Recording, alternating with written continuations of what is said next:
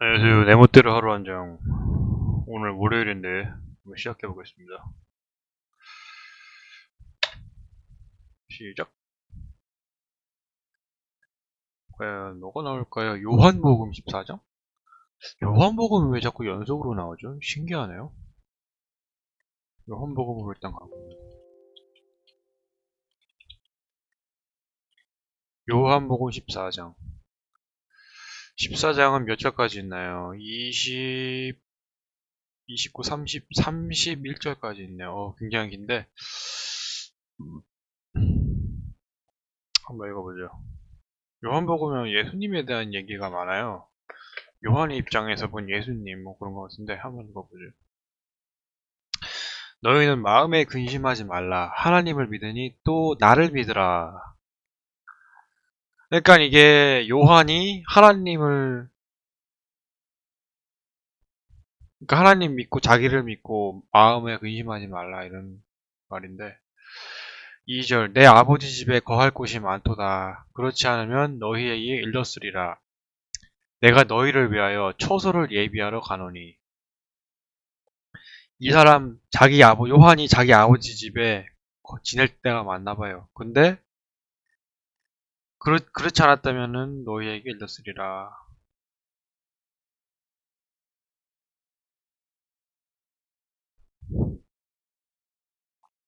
그래서 이 사람들한테 얘기를 하니까는 자기가 이제 지낼 곳을 예비하러 간다. 뭐 지금 뭐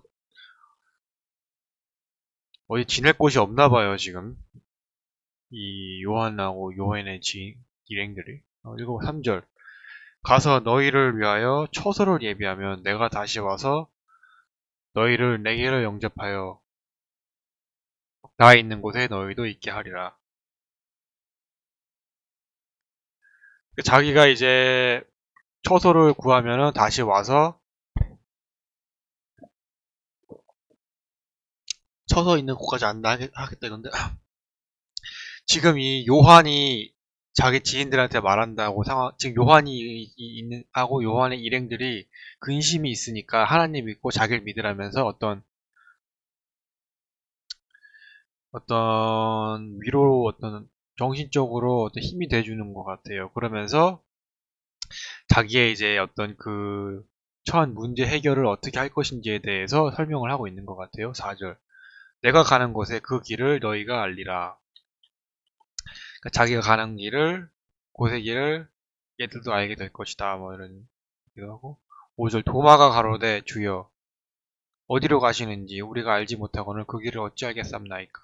그러니까 도마가 하나님한테 어디로 가는지 모르겠는데 그 길을 어찌 아냐. 뭔가 지금 길을 잃었어요. 얘네들이 지금. 6절 예수께서 가라사대 내가 곧 길이요 진리요 생명이니 나로 말미암아 않고서는 나로 말로 나로 말미암지 않고는 아버지께로 올 자가 없느니라. 예수님이 그래서 얘기를 했나 봐요. 그러니까는 자기가 길이고 생명이 나로 말미암지 않고는 오직 자기를 통해서 하나님한테 갈 수 있다. 뭐 이런 얘기를 하는 것 같아요. 지금 예수님도 같이 있나 봐요. 얘네들하고. 7절 너희가 나를 알았다면 내 아버지도 알았으리로다. 이제 너희부터는 너희가 그를 알았고 또 보았느니라. 그러니까 예수님이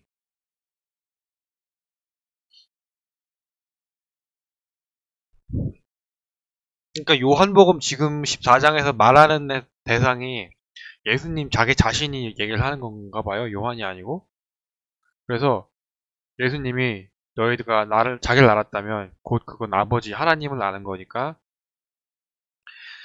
이 일행들한테 이제 이미 알고 있다. 너희들은 길을 이미 알고 있다. 이런 얘기를 하는 것 같아요. 7절, 8절. 빌립이 가로되 주여 아버지를 우리에게 보여주옵소서 그리하면 족하겠나이다. 그러니까 빌립이 보여달라. 그래도 그렇게 말을 6, 7절 같이 말을 해도 이미 알고 있다라고 말을 해도 8절에서 빌립이 모르겠다. 보여달라. 그러는 거죠. 9절 예수께서 가라사대 빌립아 내가 이렇게 오래 너희와 함께 있으되 네가 나를 알지 못하느냐. 나를 본 자는 아버지를 보았고는 어찌하여 아버지를 보이라 하느냐. 그러니까 또 그러니까 예수님이 자기를 보는 게 곧 하나님이니까 빌립한테 왜 알지 못하냐 그러면서 자기를 본 게 하나님이다 그러면서 왜 자꾸 하나님을 보게 해달라는 거냐 이거죠. 그러니까 예수님이 자기가 하나님이다. 그러니까 빌립이 그러니까 제자들도 지금 뭔 소린가 긴가민가 한가 봐요. 지금 예수님이 자기가 곧 하나님이다 그러니까 왜냐면은 이게 예수님이 주장대로면은 하나님한테 자기가 부탁을 하면은 자기한테 모두 이루어지니까는 자기가 곧 하나님이다라고 얘기를 하는 거죠. 자기가 하는 모든 거를 하나님이 들어주니까는 자기가 하나님이다 이런 얘기를 하는 거고 그래서 곧 하나님이 자기가 되는 거다. 예수님은 이렇게 해서 커넥션이 그렇게 되는 거다라는 거죠. 근데 네, 계속 읽어보죠. 10절. 나는 아버지 안에 있고 아버지는 내 안에 계신 것을 네가 믿지 아니하느냐. 내가 너희에게 이르는 말이 스스로 하는 것이 아니라 아버지께서 내 안에 계셔서 그 일을 하시는 것이니라. 그래서 곧 자기가 예수님이 또 10절에 이어서 하는 말이 자기가 하나님하고 일심동체다. 그러면서 빌립한테 네가 그걸 믿지 않는다. 그러면서 자기를 믿어라 하는 거죠. 근데 굉장히 아마 이게 어제 몇 절 읽었죠? 제가 거기서 포도주를 바꾸죠. 물로 포도주를 바꾸죠. 그게 지금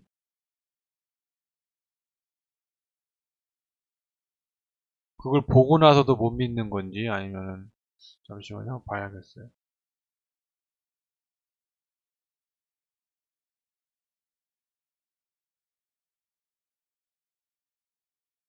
어제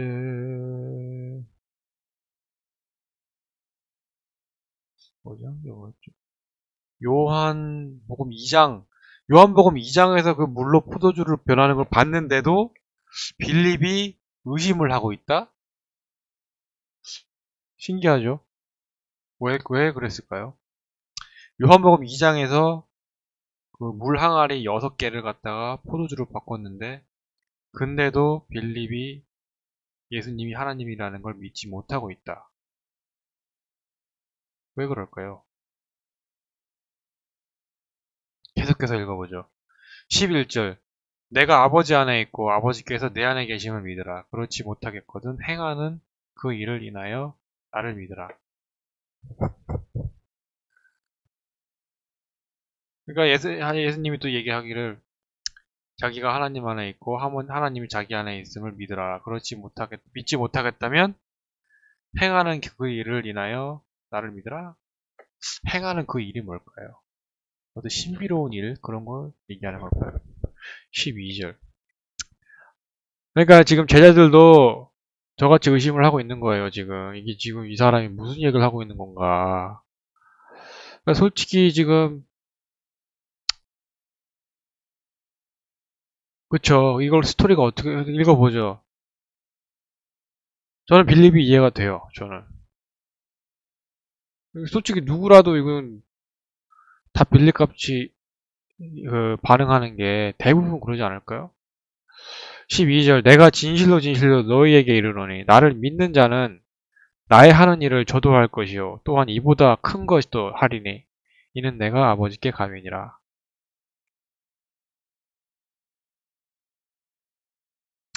또한 이보다 큰 것도 하리니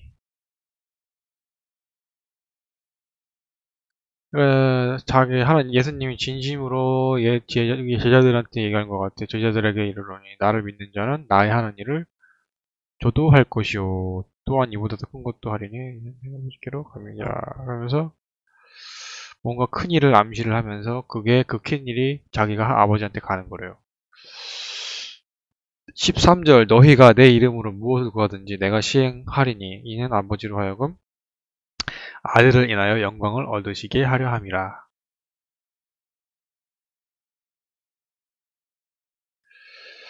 자기가 이제 다시 한번 하나님이다 라면서 얘기를 하는 예수님의 모습이 13절에 있고요. 14절 내 이름으로 무엇이든지 내가 기도하면 내가 시행하리라. 그러면서 자기 이름으로 기도를 하면은 자기가 이제 이루어준다 이런 것 같아요. 15절 너희가 나를 사랑하면 나의 계명을 지키라. 그러면서 자기를 사랑하면 그 계명을 지켜야 된다. 규칙들을 지켜야 된다는 거죠. 어떤 15절 약간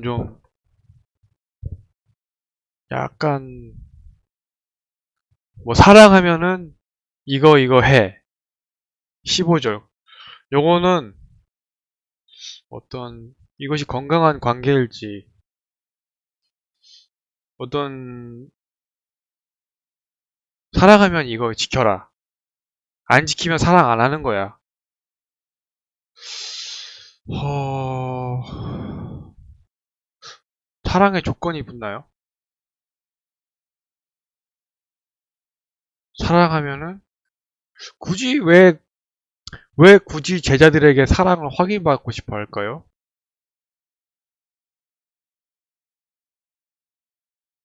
사랑을 강요하는 모습과 15절 사랑하면 뭘 지켜. 어떤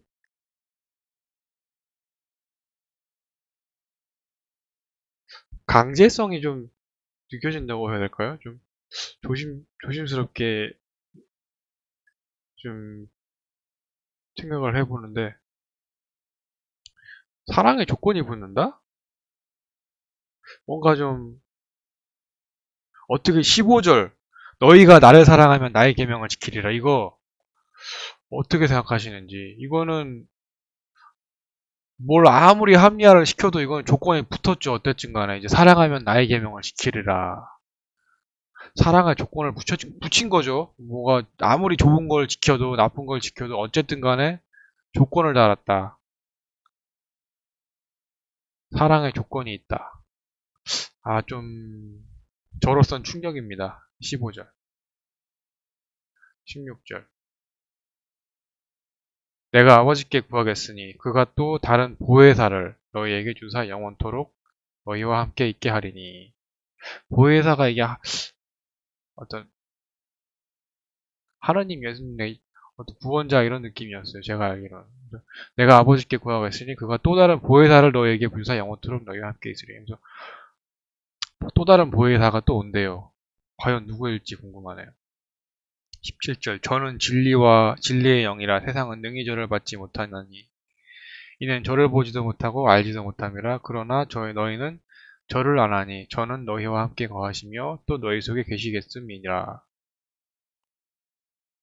그러니까 자기는 영이 진리의 영이라 세상은 능히 저를 세상에 자기를 받지 못하고 이는 저를 보지도 못하고 알지도 못함이라 그러나 너희는 저를 아나니 저는 너희와 함께 거하시며 또 너희 속에 계시겠습니다. 그래서 저가 예수님일까요? 자기가 이제 저라고 하는 건가? 세상은 자기를 모르지만 제자들은 자기를 안다. 뭐 이런 얘기를 하는 것 같아요. 18절 내가 너희를 고아와 같이 버려두지 아니하고 내가 너희를 고아와 같이 버려두지 아니하고 너희에게로 오리라.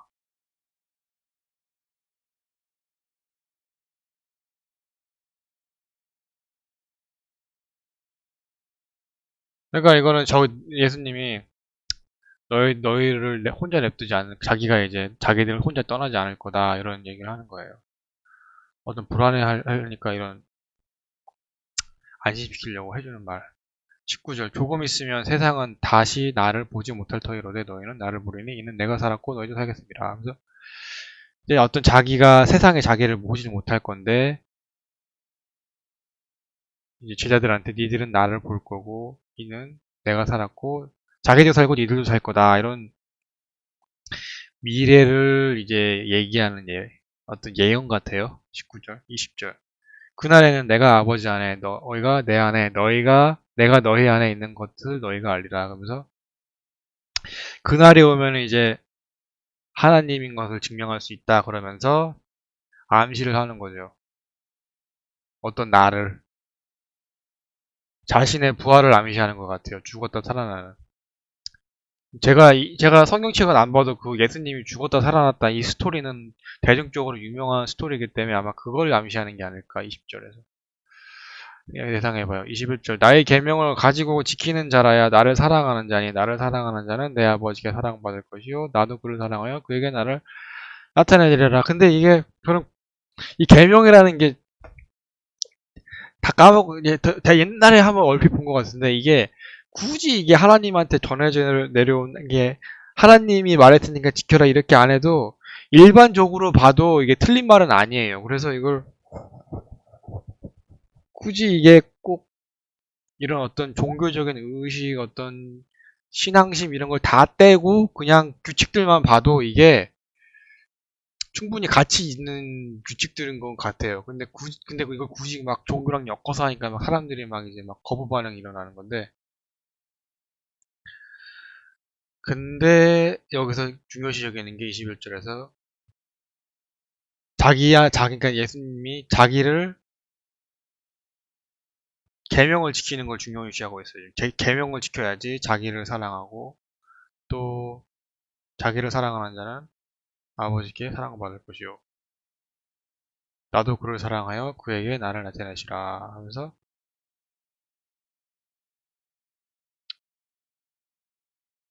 결국엔 21절의 포인트는 다시 한번 이 14절처럼 15절 하면서 계명을 지키는 게 지금 사랑을 증명하는 방법이다. 그 계명이 10계명을 말하는 건가요, 근데? 계명. 10계명인가요? 더 있나요? 하여튼간에 이게 계명을 지키는 게 이 사랑을 증명하는 핵심이다. 그거 같아요, 지금. 22절 갸롤인 아닌 유다가 가로되 주여. 굳이 근데 이거는 사랑받고 싶지 않아도 굳이 꼭 사랑을 안 받아도 이 계명이라는 게 이게 규칙이 제가 전체적으로 기억나는 건 아닌데 일반적으로 봤을 때 웬만한 위험은 다 피해갈 수 있게 그게 규칙이 지키면 웬만한 위험은 굳이 만나지 않아도 될 위험은 다 피할 수 있을 것 같아요. 지키면. 근데 굳이 이런 조건을 거는 이유가 뭘까? 하여튼간에 가보죠. 22. 가롯인 아닌 유다가 가로되 주여 어찌하여 자기를 우리에게 나타내시고 세상에는 아니하려 하시나이까. 그러면서 유다가 하는 말이 왜 우리한테만 나타나고 세상한테는 안 보여주냐. 맞죠? 나도 궁금하네 진짜 이거는. 이 제자들이 이 질문들의 이게 예리의 핵심이 아주 이 현대인들도 궁금해할 만한 질문들을 뽑아가지고 예리하게 물어보네 얘네들이. 진짜 저도 궁금하네요. 왜 굳이 얘들한테만 소수 정예로 갖다 뽑아가지고 얘들한테만 보여주냐 이거야. 세상한테 보여주지 않고. 스토리가 재밌어요. 그러니까 23절 왜 이렇게 비밀스럽게 하냐 이거지 나는. 23절 예수께서 대답하되 가라사대 사람이 나를 사랑하면 내 말을 지키리니 내 아버지께서 저를 사랑하실 것이요 우리가 저에게 와서 거처를 저와 함께 하리라. 24절 나를 사랑하지 아니하는 자는 내 말을 지키지 아니하나니 너희의 듣는 말은 내 말이 아니요 나를 보내신 아버지의 말씀이니라. 25절 내가 아직 너희와 함께 있어서 이 말을 너희에게 하였거니와. 아니 왜 22절의 질문은 왜 세상에는 안 보여주냐니까 왜 동문서답을 같은 걸 하는 건지.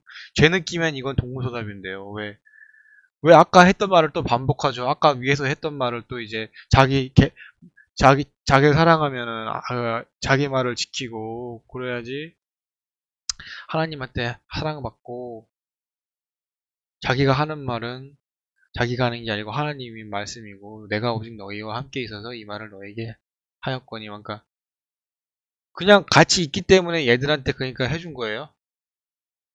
뭐야? 26절 보혜사 곧 아버지께서 내 이름으로 보내실 성령 그가 너희에게 모든 것을 가르치시고 내가 너희에게 말한 모든 것을 생각나게 하시리라. 그러면서 지금 다시 또 성령에 와서 또 뭘 가르치고 다시 모든 것을 생각나게 한대요. 27절 평안을 너희에게 끼치노니 곧 나의 평안을 너희에게 주노라. 내가 너희에게 주는 것을 세상에 주는 것 같지 아니하리라. 너희는 마음에 근심도 말고 두려워하지도 말라.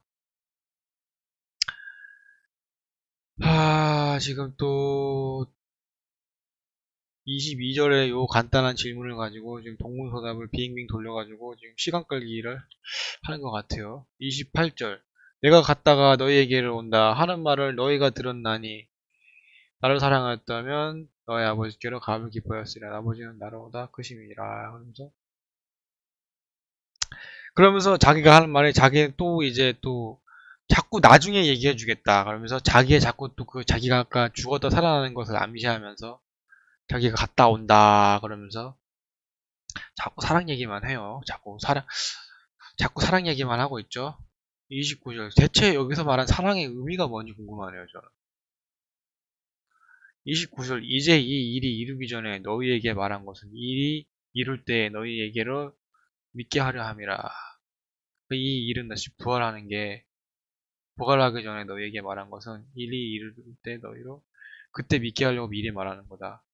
30절. 이후에는 내가 너희와 말을 많이 하지 아니하리니 이 세상의 임금이 오겠습니다. 그러나 저는 내게 관계할 것이 없으니 그러면서 자기가 이제 부활하고는 자기는 말을 많이 안 할 건데 그때 그 부활하고 난 뒤부터는 세상 임금이 오는데 자기는 세상과 관계가 없다? 그런 얘기인가요? 자기는 임금과 관계가 없다? 31절 오직 내가 아버지를 사랑하는 것과 아버지 명하신 대로 행하는 것을 세상으로 알게 하려 함이로다. 일어나라 여기를 떠나자 하시니라. 그러면서 다시 이제 이동을 시작하는 것 같아요. 그러면서 결국엔 자기는 하나님을 사랑하는 것과 하나님 말씀대로 행하는 것을 세상에 알게 하려 함이라 하면서 일어나라 떠나자 하면서 바로 유다가 이 핵심적인 질문 왜 우리에게 나타나시고 세상에는 아니다 아니라 하려 하시나이까 이거는 답을 끝끝내 하진 않았어요. 이걸 왜 수수께끼로 남겼을까? 나도 궁금한데. 계속 지금 이렇게 예수님 같이 행동하는 인간들이 있어요. 굳이 그 사람들이 예수님은 아닌데, 뭐, 연인들 사이에서 많이 나타나는 형상인데, 뭐, 자기를 좋아하면 뭘 해야 되고, 뭐, 이런, 마치 사람을 조종하려고 그런 어떤 상황을 연출시키면서 그런 분들이 있는데, 그걸 여기에 대입하면 그게 맞냐, 틀리냐, 그건 전 모르겠어요. 근데, 제 짧은 지식으로는 좀 그런 느낌이 좀 오버랩되는 거는 제가 어떻게 거부할 수는 없겠네요. 근데 전혀 그런 느낌이 안 드시는 분들도 물론 계시겠지만은 전혀 저는 이거 예수님을 폄하하려는 게 아니고 그냥 제 생각에 만약에 다른 생각을 계시면은 물론 생각을 나타내시면 됩니다. 근데 14절의 4장의 포인트는 예수님이 이제 제자들이 길을 잃어갖고 이제 근심하지 말라고 힘을 주면서 끝까지 정신 차리고 자기가 하나님이니까 자기만 끝까지 믿고 그리고 절대로 자기를 사랑하면 꼭 계명지키고 그래서 그러면서 그거 반복하면서 그거를 31절까지 써내려가는데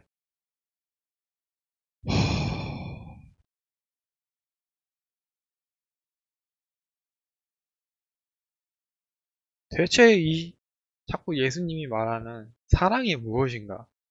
일반적으로 이 사랑에는 조건이 올 수가 없다 제 생각에는. 근데 왜 자꾸 사랑에 조건을 다는 이유는 뭐고 그리고 왜 자꾸 사랑한다면서 왜 제자들하고만 자꾸 이렇게 쑥덕쑥덕 하는지 왜 세상에는 요한복음 14장 22절처럼 왜 세상에게는 왜가 그러지 아니하는지 왜 차별해서 사랑하고 이러는지 왜 정보를 이렇게 폐쇄적으로 갖다가 자기들끼리만 공유하고 세상하고 공유를 안 하고 이래서 왜 세상을 더욱더 혼란스럽게 하고 이렇게 어렵게 하지 않아도 되는데 임금한테 보여주면은 세상의 임금이 보고서는 깨달음이 오지 않았을까 오히려 협업하고 정보를 공유하고 열린 생각으로 그러면은 좀 더 세상이 빨리 좋아지지 않았을까 굳이 이렇게 힘든 길을 가야 했던 이유는 무엇일까 그래서 요한복음을 읽고 궁금한 거는 대체 예수님이 자꾸 말하는 사랑의 정의를 한번 예수님한테 듣고 싶다. 그러면은 그걸 알아야지 왜 자꾸 사랑의 이 조건을 다는지. 왜냐면 내가 생각하는 사랑은 조건이 달면 안 돼요. 이렇게 막 계명을 지켜야지 사랑하는 거다. 이런 식으로 조건이 오면 안 돼요. 계명 지키든 안 지키든 사랑한다고 받아줘야지. 대체 그게 무조건적인 사랑 아닌가요? 근데 대체 왜 예수님은 어떤 정의를 가지고 있길래 조건을 달았을까? 계명을 지키라고. 내가 잘못 해석하고 있는 건가요? 15절에서 너희가 나를 사랑하면 계명을 지키리라. 직접적으로 지키라고 안 했지만은 간접적으로 거의 그냥 사실상 지키라고 하는 거예요. 사실상 누가 어떤 권위자가 이런 식으로 말하면은 이건 당연히 지킬 수밖에 없죠. 거의 뭐 반강제죠. 어,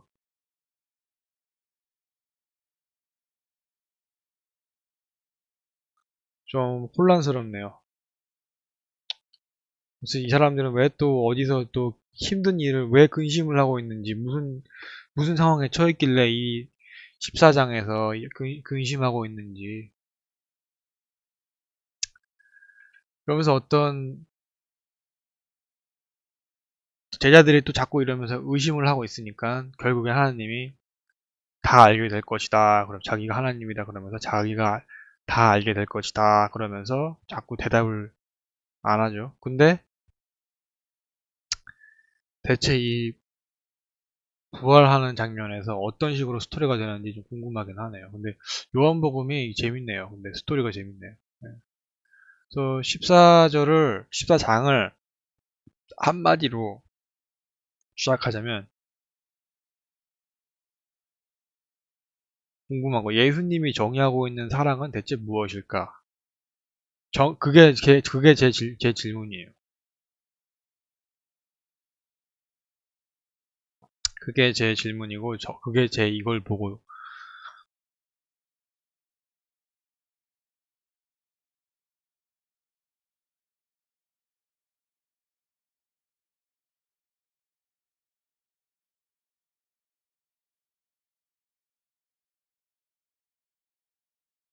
그래서 오늘 한번 열내서 한번 또 읽어봤는데요.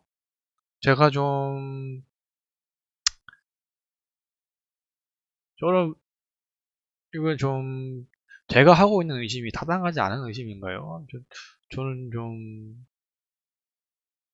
왜냐면 이거를 좀 맹목적으로 믿는 분들은 굉장히 어떤 좀 거부감이 크시더라고요. 이렇게 좀 질문 받는 거에 대해 좀 거부감이 크신 것 같아가지고.